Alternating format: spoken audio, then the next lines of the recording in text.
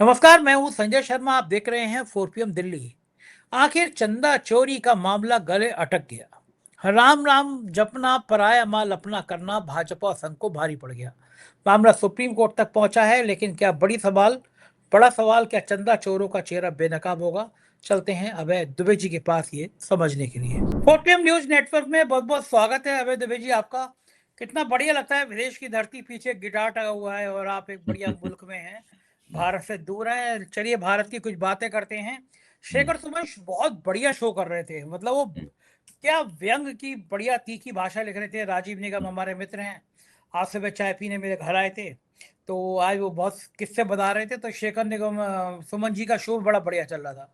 हुँ, तो तब तक विश्व गुरु जी के चमचों को याद आया कि एक आदमी ऐसा है जो बोले जा रहा है और पूरी दुनिया सुनी जा रही है। हुँ, तो अब क्या किया जाए? तो फिर वो अपने करंदे को, ईडी को नोटिस दिया गया कि भाई तुम देख नहीं रहे हो क्या, दारू पी के बैठ जाते हो? देख नहीं रहे हो शेखर सुमन बोल रहे हैं, इनके अड़ोसी पड़ोसी चचा मामा किस कोई तो होगा जो ठीक कर दिया सकता है। तो हुँ, उनके प्रोड्यूसर क्या रेड मार दी गई। मैं तो कह रहा था कि कुछ ही दिनों बाद ईडी वीडी वाले, इनकम टैक्स वाले बहुत दिनों से आए नहीं है, मेरे वेले भी चाय पीने आ जाइए, मेरा हुँ, भी थोड़ा स्तर बढ़ जाएगा। हुँ, आपको लगता है कि ये ईडी की छापे, इनकम टैक्स के छापे, हुँ, शेखर सुमन के प्रोड्यूसर क्या छापे? शेखर सुमन ने तो फिर एक बहुत बढ़िया तीखा व्यंग्य किया कि साहब ये हमारी ओरिजिनल दुकान है, हमारी कोई शाखा नहीं है। शाखा मतलब शाखा नहीं है। तो वो संघ को भी बड़ी मिर्ची लगी होगी ये हुँ, लाइन सुन के। लेकिन जिस देश में जो कार्टूनिस्ट हैं, जो व्यंग्यकार हैं, कुणाल कामरा हो गए, समय रैना हो गया, इस तरह के जो भी लोग हैं, हुँ। इस तरह कार्रवाइयां करके क्या लोकतंत्र में लोगों को डराया जा सकता है? और डराया जा सकता है तो कब तक डराया जा सकता है? क्या सीमा होती है? लोग डर रहे हैं, क्या लगता है भाई आपको? मुझे तो नहीं लगता कि लोग डर रहे हैं। देखिए, जिस सरकार ने चुने हुए मुख्यमंत्रियों को जेल में डाल दिया हो, जिस सरकार ने चुने हुए शिक्षा मंत्रियों को जेल में डाल दिया हो, स्वास्थ्य मंत्रियों को जेल में डाल दिया हो, जिस सरकार का पूरा रिकॉर्ड ये है कि उसने जितनी भी जांच एजेंसियां हैं, उन जांच एजेंसियों को अपने राजनीतिक स्वार्थों के लिए खुलकर, नंगे होकर, बिना किसी हया और शर्म के उसने इस्तेमाल किया। आज स्थिति क्या है? आज उस सरकार के मुख्य नेता और दूसरे नेताओं के खिलाफ ज़्यादा मीम बन रहे हैं। आज उनके ऊपर ज़्यादा छींटाकशी हो रही है। आज उनके ऊपर पहले के मुकाबले ज़्यादा व्यंग्य किए जा रहे हैं। आज उनको अधिक आड़े हाथों लिया जा रहा है। आज वो सारे देश के सामने पहले के मुकाबले ज़्यादा स्पष्ट तरीके से कटघरे में खड़े हुए हैं। उनकी लोकप्रियता बढ़ने की बजाय लगातार गिर रही है। देखिए, ये चीज़ें जो होती हैं, वो कभी भी राजनीतिक लाभ नहीं देती। ये चीज़ें कुल मिलाकर इनसे राजनीतिक नुकसान ही होता है। शुरू में नुकसान नहीं दिखता है, लेकिन देर-सवेर इनसे नुकसान दिखना शुरू हो जाता है और मेरा मानना है कि अब इन बातों से नुकसान दिखना शुरू हो गया है। अब देखिए ऑस्ट्रेलिया में मेलबर्न में क्या हुआ? मेलबर्न में नरेंद्र मोदी ने दिखाया कि किस तरीके से उनका भव्य स्वागत हुआ, बड़ी भीड़ जमा हुई वहाँ पर और जो नाच-गाना, भरतनाट्यम वगैरह सब भारतीय नृत्यांगनाओं की पोशाक में लड़कियाँ वगैरह, ये सारा का सारा नाटक जो हर जगह वो करते हैं, वो हुआ। लेकिन अब क्या तथ्य निकल के आ रहा है? तथ्य ये निकल के आ रहा है कि चार्टर्ड प्लेन्स में भर के इन तमाम लोगों को वहाँ पर लाया गया था। इसमें करोड़ों रुपया खर्च हुआ। इनके खाने-पीने, ठहरने की व्यवस्था की गई थी ताकि मोदी जी का एक अ, प्रबंधित और आयोजित स्वागत किया जा सके। अच्छा, इसी तरीके से ये सोचते हैं हर जगह। इनका तरीका क्या है? आप देखिए, इनका तरीका ये है कि जिस जिस विदेश में जाते हैं, उससे कुछ काफ़ी पहले ही वहाँ के दूतावास पर दबाव शुरू हो जाता है कि आप अब उनके जो विदेश मंत्रालय से कहिए कि हमारे प्रधानमंत्री आए हैं, उनको एक इनाम मिलना चाहिए। इसीलिए एक पैटर्न है ना, हर जगह जाते हैं। अच्छा, उनको पता होता है कि ये बंदा आएगा, ये कुछ हमारे जैसे हम अगर हथियार बनाते हैं, तो हथियारों के कुछ ऑर्डर देगा, कुछ हमको पैसे दे के जाएगा, इसलिए इसको एक इनाम दे देने में कोई बुरी बात नहीं है। उनको इनाम दे दिया जाता है। फिर उनका एक नकली और फर्जी किस्म का उनका स्वागत होता है नरेंद्र मोदी का। ये सारा का सारा पैटर्न शुरू-शुरू में 2014 में पहली बार अमेरिका गए थे वो और वहाँ जो एक बड़ा स्वागत हुआ था, तो उससे लोग थोड़ा चकित हुए थे कि ये कि प्रधानमंत्री की लोकप्रियता खास तरह की है। धीरे-धीरे तो ये सब लोकप्रियता वगैरह सबका रहस्य लोगों की समझ में आ चुका है। इसी तरह जो छापे हैं, उनका इनका पूरा पैटर्न जो है ना, इसका पर्दाफ़ाश हो चुका है। अब इनसे कोई ना डरता है, ना कोई प्रभावित होता है। लोग केवल व्यंग्यपूर्वक मुस्कुराते हैं और अपनी राह पे चलते हैं। हिंदुस्तान में तमाम लोग जो भारतीय जनता पार्टी को वोट देते थे, मेरा मानना है कि वो अपनी वोटिंग प्राथमिकताओं पर इस वक्त पुनर्विचार कर रहे हैं। पुनर्विचार करके जिस निर्णय पर उन्हें पहुंचना होगा उस निर्णय पे वो पहुंचेंगे। हम कौन होते हैं उन्हें बताने वाले?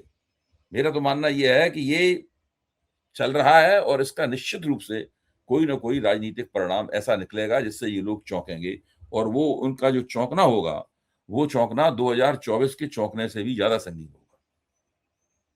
बिल्कुल ठीक कह रहे हैं। और ऑस्ट्रेलिया के इस प्रोग्राम की चर्चा बहुत गूंज रही है, तो मैं जी। भी जा रहा हूँ ऑस्ट्रेलिया देखने के लिए कि हम्म, प्रधानमंत्री जी ने क्या गुल खिलाए हैं वहाँ पे।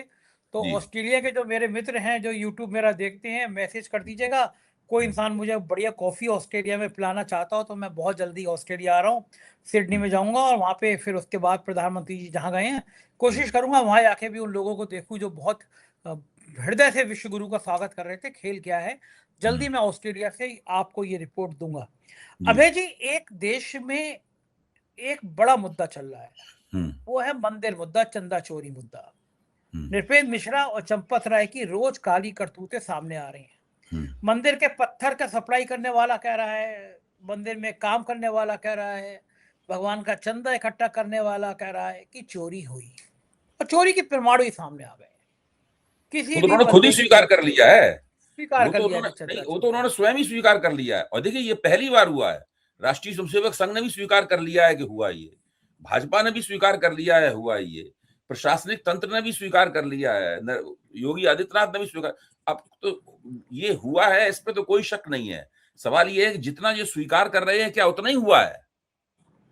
देखिए, जिस तारीख से वो कह रहे हैं 40 दिन, वो कह रहे हैं कि 40 दिन में 70 बार चोरी, 70 या 75 बार चढ़ावे की चोरी हुई। यही तो, इतना तो स्वीकार उन्होंने कर लिया है।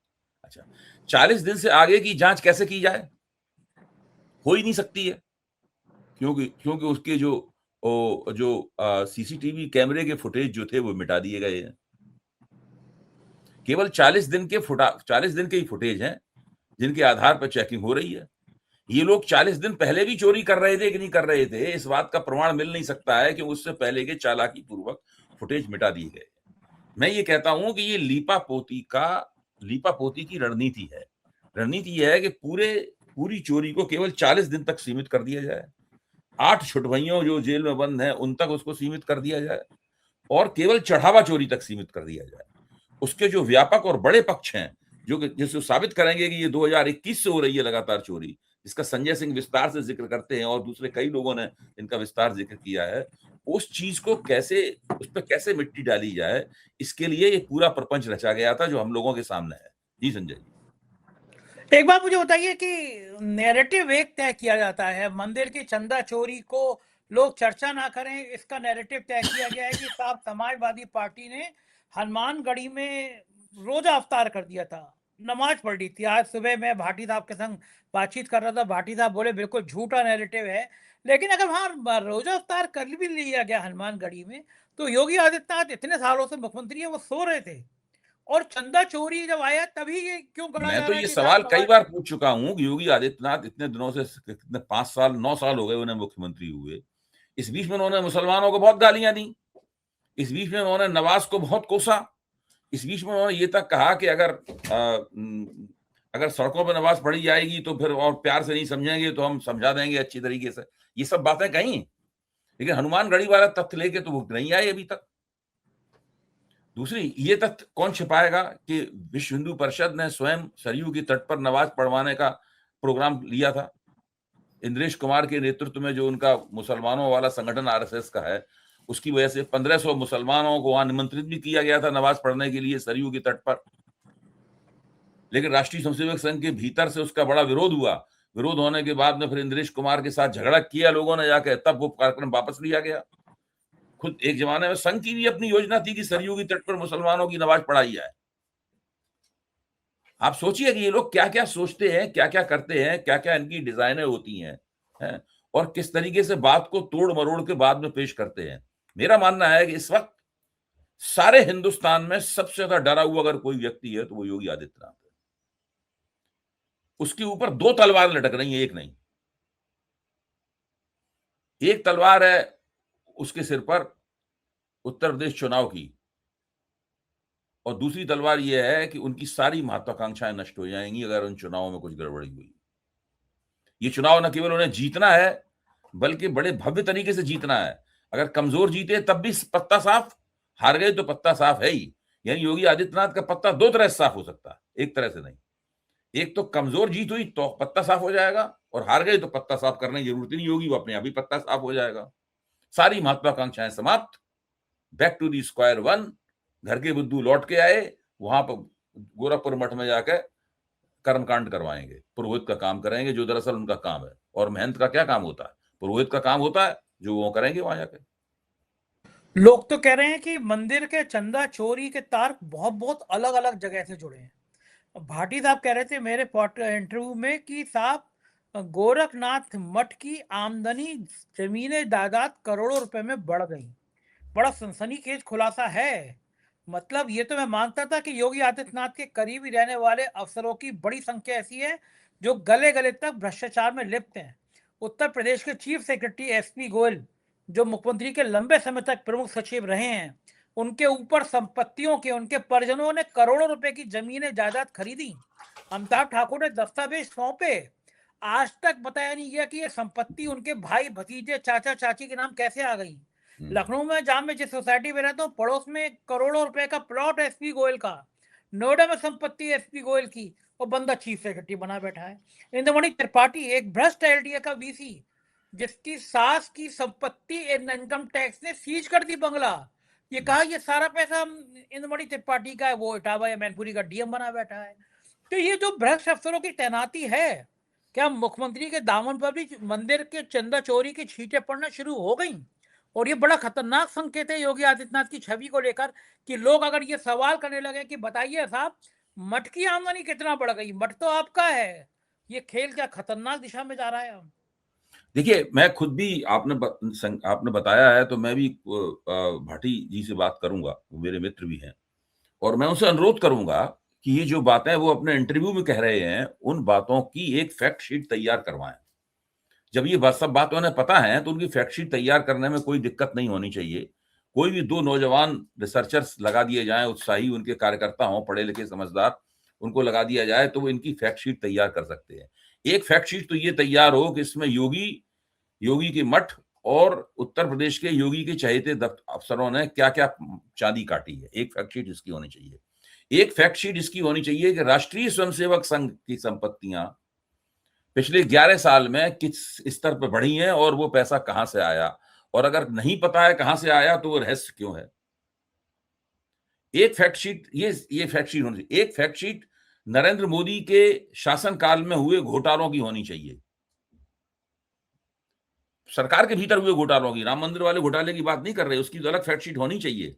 सरकार की वो घोटालों की फैक्ट शीट होनी चाहिए। ये तीनों फैक्ट शीट तैयार हो जाए, इन तीनों को मिलाकर पिछले 12 साल के भ्रष्टाचार का एक श्वेत पत्र बनेगा, और उस श्वेत पत्र को सारे देश के अंदर करोड़ों करोड़ों की संख्या में छपवा के उनको बांटा जाए, उनको व्हाट्सएप ग्रुप्स में फैलाया जाए, उनको उनको उनकी फेसबुक लाइव की जाए, फेसबुक पे उनको पोस्ट किया जाए, सब जगह ये सब किया जाए। और एक 6 महीने के अंदर सारे देश के लोगों को पता लग जाएगा कि पिछले 12 साल किस तरीके से, ये अमृत काल नहीं है, ये भ्रष्टाचार काल है, भ्रष्ट काल है। ये पिछले 12 साल जो है अमृत काल नहीं है, ये भ्रष्टाचार काल है। ये चीज जो है पता लगनी चाहिए लोगों को, और विपक्ष की जिम्मेदारी भी है। हम भी विपक्ष को इस जिम्मेदारी निभाने में मदद कर सकते हैं। मैं सुझाव दे ही रहा हूं इस बात का, ऐसा नहीं सुझाव देके ही पीछे हट जाएंगे। जितनी मदद होगी हम लोग सब मदद करेंगे। आप देखिए ये लोग कितना झूठ बोलते हैं। उन्होंने कहा कि वो जो टिन्नू यादव है, टिन्नू यादव ने कितने बार बताया कि उन्होंने अखिलेश से बात की है, सारी झूठी खबर थी। उन्होंने ये झूठी खबर जो है वो 20 करोड़ लोगों तक पहुंचा दी, उसके बाद में इसका खंडन हो पाया। अब उन 20 करोड़ लोगों तक खंडन पहुंचा कि नहीं पहुंचा नहीं पता है, खबर तो 20 करोड़ लोगों तक पहुंची। भाई इनके 32 लाख व्हाट्सएप 32 लाख अकाउंट्स हैं इनके, जिनके जरिए ये सारा झूठ फैलाते हैं। तो ये सब बातें पता होनी चाहिए, और इसी स्टाइल में, इसी शैली में जो इनका भ्रष्टाचार है, उस भ्रष्टाचार का प्रचार होना चाहिए। बताया जाना चाहिए कि इस देश को इन लोगों ने लूट लिया है बुरी तरीके से, नीचे से। ये केवल राम मंदिर में ही हुई लूट नहीं है, पूरा मुल्क लूट रहा है। ये जो अभय जी, ये जो गुरु दक्षिणा कार्यक्रम होता है संघ का, जिसमें चुपचाप लिफाफे में नोट रख के दे दी जाते हैं, करोड़ों अरबों रुपए देश से इकट्ठा कर दिया जाता है, क्या इसका ऑडिट नहीं होना चाहिए? कोई भी एनजीओ होता है, उसका ऑडिट होता है, उसका बही खाता होता है। तो अगर ये एनजीओ है तो ऑडिट होना चाहिए, एनजीओ नहीं है तो ये पूरे देश से ये जो पैसा वसूली होती है, संघ ये रुपया रखता कहाँ है? कहाँ इतने भाई, रुपए हर प्रधानमंत्री ने अपने जाते हैं? भाषण में कहा था कि राष्ट्रीय स्वयंसेवक संघ दुनिया का सबसे बड़ा एनजीओ या देश का सबसे बड़ा एनजीओ, ये सब बोला था, नहीं बोला था? हाँ, बोला था, तो कहा था उन्होंने। प्रधानमंत्री इस बात को जानते हैं कि एनजीओ एक एक एक लीगल एंटिटी है। नॉन गवर्नमेंट ऑर्गेनाइजेशन जो है ना, वो एक गैर सरकारी संगठन बाकायदा एक लीगल एंटिटी है। उसे चलाने का एक तरीका होता है। उसको चलाने के लिए कुछ रजिस्ट्रेशन कराने पड़ते हैं, उसको चलाने के लिए कुछ कुछ कुछ इजाजतें लेनी पड़ती हैं उनको चलाने के लिए, अनुमतियां लेनी पड़ती हैं उनको चलाने के लिए। अगर राष्ट्रीय स्वयंसेवक संघ एनजीओ है तो उसको सारी अनुमतियां लेनी चाहिए ये। और देखिए, जो प्रियांक खड़गे ने जो उनको नोटिस दिया था, वो नोटिस ये किसी तरह से बचने की कोशिश करें, सत्ता में है, टाल जाएंगे, इनको उसके लिए पकड़ा नहीं जा पाएगा। लेकिन अंततः मैं ये मानता हूं कि प्रियांक खड़गे की बात जो है ना, वो बात सब देश में फैलेगी और सब लोगों के दिमाग में ये सवाल आएगा, जो धीरे धीरे करके आने लगा है, कि राष्ट्रीय स्वयंसेवक संघ किस तरह का संगठन है। इसको बॉडी ऑफ इंडिविजुअल कहा जाता है। वो ऐसा नहीं है कि 5 लोग एक जगह बैठ गए और उन्होंने कुछ आपस में चर्चा कर ली तो बॉडी ऑफ इंडिविजुअल हो गया। ये बॉडी ऑफ इंडिविजुअल एक देश में सत्ता का सबसे ज्यादा लाभ उठाने वाली बॉडी ऑफ इंडिविजुअल है। अच्छा, मजे की बात यह है कि अब तो एक गला और फंसा, सुप्रीम कोर्ट ने ट्रस्ट को नोटिस जारी कर दिया। एसआईटी से स्टेटस की रिपोर्ट मांगी, 20 जुलाई को अगली सुनवाई होगी और मंदिर के चंदा चोरी में ये नोटिस दिया गया है यूपी सरकार को, केंद्र को, और अगले हफ्ते सोमवार को सुनवाई होगी। आपको लगता है कि एसआईटी की रिपोर्ट अब सार्वजनिक हो जाएगी जो छुपाई जा रही थी? पहली बात। और केवल सुनवाई होगी, और जैसे बिहार में एफआईआर की सुनवाई चलती रही, तो ये सालों तक सुनवाई चलती रहेगी या किसी निष्कर्ष पे पहुंचेगा? या ये वैसे ही तो नहीं होगा कि सुप्रीम कोर्ट की आड़ लेके मामले को दबाने की, ठंडा करने की कोशिश की जाएगी? सुप्रीम कोर्ट माफ करे, लेकिन जो सुप्रीम कोर्ट की कार्रवाइयां हैं वो भी बहुत ज्यादा ठीक नजर नहीं आई हैं। आप अगले सोमवार को क्यों कहते कि एसआईटी की रिपोर्ट आई है, सार्वजनिक करो आज, और सोमवार को अगर है भी सुनवाई तो फैसला होना चाहिए। चंदा चोरी हुई है तो सुप्रीम कोर्ट के जज की निगरानी में होना चाहिए। जब सुप्रीम कोर्ट के जज कहते हैं कि मैंने भगवान जी से पूछा कि मुझे राम मंदिर और बाबरी मस्जिद के मामले में क्या फैसला देना चाहिए, जब सुप्रीम कोर्ट के जज को बाबा साहब के, अंबेडकर के संविधान से ज्यादा भगवान के सवाल जवाब में यकीन होने लगे, तो फिर सवाल सुप्रीम कोर्ट पे भी खड़े होने लगे कि वहां भगवान जी काम कर रहे हैं, अल्लाह काम कर रहे हैं, यीशु काम कर रहे हैं, गुरु नानक जी काम कर रहे हैं, संविधान काम कर रहा है। अब जब राम मंदिर के पे आपने पूछ लिया भगवान जी से, तो उन्हीं की चंदा चोरी हो गई, चंपत राय चंपत हो गए। तो ये क्या लग रहा है कि सुप्रीम कोर्ट एक निर्णायक मोड़ तक पहुंचेगा इस सुनवाई के बाद? देखिए, सुप्रीम कोर्ट निर्णायक मोड़ तक पहुंचता है, लेकिन निर्णय क्या होता है और उसको निर्णायक मोड़ तक पहुंचने में कितनी देर लगती है, मतलब ये है कि जो वो हम लोग एसआईआर के ऊपर जो मुकदमा सुप्रीम कोर्ट ने बिहार एसआईआर के ऊपर जो फैसला दिया, उससे हम लोग जान चुके हैं। पश्चिम बंगाल में भी सरकार बन चुकी है। पश्चिम बंगाल एसआईआर के लिए जो इस्तगास जो वहां डाली गई थी याचिका, उस याचिका पे भी अभी तक कुछ भी नहीं हुआ है। तो सुप्रीम कोर्ट जब चाहता है तो किसी मुकदमे को इतना लंबा टाल देता है कि उस मुकदमे को चलने की और उसके फैसले की एक तरह से इसकी प्रासंगिकता ही समाप्त हो जाती है, उसकी रेलेवेंस ही समाप्त हो जाती है। तो मुझे तो नहीं लगता कि इस जो उन्होंने कहा है कि हम इस पर याचिका सुनेंगे, इसमें से कुछ निकलेगा। हालांकि मुझे खुशी होगी कि सुप्रीम कोर्ट इसको गंभीरता पूर्वक सुने और एक ऐसा फैसला दे जिससे अगर योगी जी की भाषा में कहें कि दूध का दूध और पानी का पानी हो जाएगा। हालांकि ना दूध रहा है और पानी ही पानी रह गया है, और धीरे धीरे पानी भी बह जाएगा। कुछ भी मट्ठा नहीं बन गया। बचेगा, ना दूध रहेगा ना पानी रहेगा, केवल भ्रष्टाचार रह जाएगा। आरएसएस का, बीजेपी का नारा ही है, अंततः एक ही चीज रहेगी, भ्रष्टाचार, बाकी कुछ भी नहीं रहेगा। सुप्रीम कोर्ट भारत हो की कोई हो। दुनिया की भ्रष्टाचार लोग कहने लगे हैं भ्रष्टाचारी जनता पार्टी। मुझे बताइए अवैध द्विवेदी की अब तक के इतिहास में क्या संघ पे और भाजपा पे ऐसा कभी इतना संगीन आरोप लगा जिसने उसकी छवि तार तार कर दी? क्योंकि सारी राजनीति भगवान राम को केंद्र में लेके चली है। आडवाणी जी की रथ यात्रा, आंदोलन, सब कुछ भगवान राम के इर्द गिर्द किया गया है। और भगवान राम ने इतनी जोर का डंडा मारा है सिर पे कि छवि तार-तार हो गई, चंदा चोरों के रूप में नाम स्थापित हो गया। चंपत राय की आने वाली कई पीढ़ियाँ याद करेंगी हमारे बुजुर्ग का, हमारे बाबा का, बाबा के बाबा का, बाबा के परबाबा का नाम भगवान राम की चंदा चोरी में आया था। नृपेंद्र मिश्रा ने आईएएस थे, बढ़िया नौकरी करी, लेकिन खानदान में हमेशा याद आएगा कि वही नृपेंद्र मिश्रा है जिसके संरक्षण में मंदिर के निर्माण में चोरी हुई थी। कि वही नृपेंद्र मिश्रा है जो चुपचाप बैठा रहा, चंदा चोरी होती रही। एक बढ़िया आईएएस अफसर ने बुढ़ापा खराब कर लिया अपना इन विश्व गुरु के चक्कर में आके। क्या कभी इतनी फजीयत हुई है आरएसएस की, बीजेपी की, जितनी इस चंदा चोरी में हो गई? ये अब तो पूरी तरीके से पोल खुल चुकी है।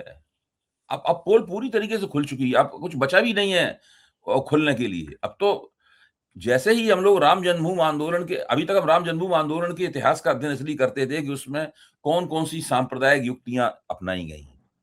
किस तरीके से जनता को भ्रम करने के लिए झूठे भाषण दिए गए, झूठी पर्चेबाजी की गई, झूठे नारे गढ़े गए, किस तरीके से संविधान का उल्लंघन किया गया, कोर्ट में दिए गए एफिडेविट, खुद एफिडेविट दिया कल्याण सिंह ने, बाद में खुद एफिडेविट को नहीं माना। अभी तक तो हम लोग इन बातों के लिए इसका अध्ययन करते थे। अब एक नया विषय पैदा हो गया है कि किस तरीके से ये आंदोलन पहले दिन से ही अवैध पैसा जमा करने का एक बहुत बड़ा जरिया बना हुआ है। पहले दिन से ही अकूत धन राम जन्मभूमि आंदोलन में जनरेट हुआ। और अगर बाबा लाल दास का इंटरव्यू सामने आ गया जिसमें उन्होंने लिखा है कि भाई पहले तो शुरू में जब ताले नहीं खुले हुए थे तो वहां जो कुछ जो बाहर आते थे वो थोड़े बहुत मामूली पैसे जमा होते थे। उसके बाद जैसे ही ताले वगैरह खुल गए वैसे ही एकदम वहां पर चढ़ावा बढ़ने लगा वहां पर, और बहुत बड़े पैमाने पर धन जनरेट करने लगा। और राष्ट्रीय स्वयंसेवक संघ इस पूरे धन के स्रोत को कब्जा करना चाहता था और इससे जुड़ी हुई जितनी भी संपत्तियां थी उन सारी संपत्तियों पर कब्जा करना चाहता था। बाबा लाल दास का इंटरव्यू बता, जिनकी हत्या हो चुकी है बाबा लाल दास की, उन्हें बाकायदा अदालत के आदेश पर राम जन्मभूमि का पुजारी नियुक्त किया गया था बाबा लाल दास को। लेकिन वो चूंकि वीएचपी के, विश्व हिंदू परिषद के आलोचक थे, इसलिए उनको वहां से हटाया गया। बाबा लाल ने बताया गया कि बड़े पैमाने पर मेरे जैसे बहुत सारे महंत, बहुत सारे जो बाबा थे, साधु संत थे, उनको हटाया गया और वीएचपी ने अपने लोगों को वहां पर नियुक्त किया ताकि पूरे अयोध्या और उस राम जन्मभूमि के आसपास का पूरा जो इलाका है उसके ऊपर वो कब्जा कर सकें। वो पूरी कहानी कब्जे की कहानी है जो वहां से शुरू होती है, बाबा लाल दास के जमाने से शुरू होती है। और ये जो अभी चढ़ावा चोरी और जमीन घोटाला और 40% कमीशन वाला मामला है, यहां तक पहुंचती है। इसका जो आर्थिक पक्ष है इसके ऊपर हम लोगों का कोई ध्यान नहीं था। हम लोग तो कुछ दूसरे ही बातों में व्यस्त थे। और अब इस जो घोटाला फूटा है उसने आर्थिक पक्ष को सामने ला दिया है। इसी के ऊपर फोकस करना चाहिए। ये अकेला आर्थिक पक्ष पर फोकस करने से ही विपक्ष जो है इन लोगों की पूरी तरह, जैसे कहते हैं, इन लोगों की पूरी राजनीति को खोखला कर सकता है। बिल्कुल ठीक कह रहे हैं भाई जी। राम राम जपना, पराया माल अपना। बहुत बहुत शुक्रिया। आप एंजॉय करिए अपनी छुट्टी। मैं डिस्टर्ब करता रहूंगा आपको। Thank you. जरा दिल पे हाथ रख के देखिए कि हम कैसा भारत बना रहे हैं।